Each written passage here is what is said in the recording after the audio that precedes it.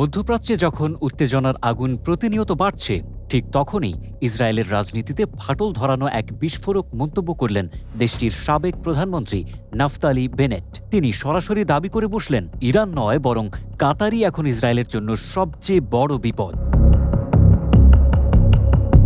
শনিবার Israeli television channel 12-তে দেওয়া এক সাক্ষাৎকারে বেনেট বলেন, ইরানের বিষয়টা তো সবার জানা, তারা প্রকাশ্যেই ঘোষণা দেয় ইসরায়েলকে ধ্বংস করার। কিন্তু কাতার খেলছে সম্পূর্ণ ভিন্ন এক কৌশলে, নীরবে, ভেতর থেকে। তার সবচেয়ে চাঞ্চল্যকর অভিযোগ, 2023 সালের 7 অক্টোবরের সেই ভয়াবহ হামলায় অংশ নেওয়া নুখবা বাহিনীকে অর্থায়ন করেছে কাতার। শুধু তাই নয়, কাতার ভিত্তিক সংবাদ মাধ্যম আল জাজিরাকে তিনি সরাসরি দায়ী করেন ইসরায়েল বিরোধী সবচেয়ে বিষাক্ত প্রচারণা চালানোর জন্য।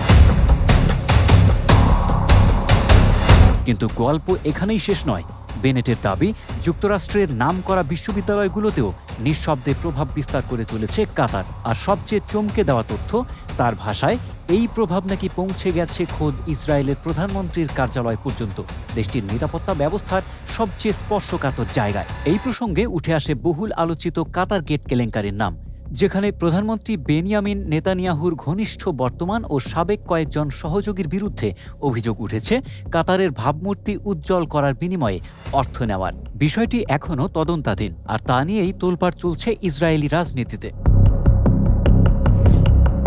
কণ্ঠে স্পষ্ট ক্ষোভ নিয়ে বেনেট বলেন, কাতার আমাদের বিরুদ্ধে কাজ করছে, ভেতর থেকে বিষ ছড়িয়ে দুর্বল করে দিচ্ছে আমাদের। তার মতে, কাতারকে এখনও আনুষ্ঠানিকভাবে শত্রু রাষ্ট্র ঘোষণা না করাটা একটি চরম ও অমার্জনীয় ভুল, কারণ এই ঘোষণা না থাকায় কাতারের পক্ষে কাজ করা এখনও ইসরায়েলে আইনগতভাবে নিষিদ্ধ নয়, যা তার চোখে জাতীয় নিরাপত্তার জন্য এক লুকানো টাইম বোমা।